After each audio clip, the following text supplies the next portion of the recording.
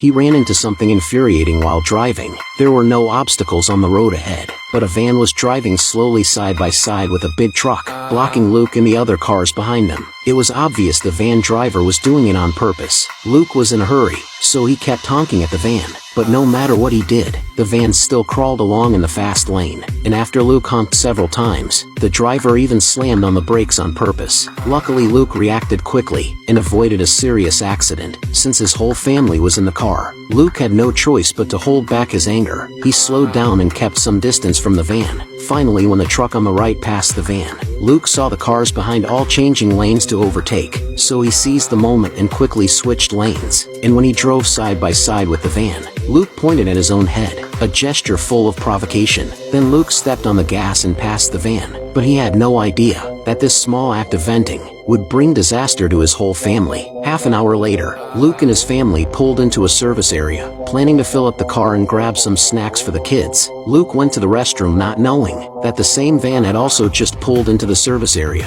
When he came out of the restroom, Luke saw the van driver talking to his wife. Turns out Luke's provocation had angered him, so he followed them here demanding an apology, and came up with all kinds of excuses for his crawling speed. Luke had no patience for those ridiculous explanations, so he started arguing with him without hesitation. The atmosphere grew tense in an instant. Seeing this, his wife took the kids out of the store and warned him not to cause any more trouble here. The van driver had only one demand, and that was to get an apology, or else he wouldn't let it go. Hearing this made Luke even angrier, so he snapped back with a harsh line and stormed out of the store. When his wife saw him get back in the car, she thought it was all over and urged him to hurry home to see his parents. But little did she know the van driver wasn't done with them yet.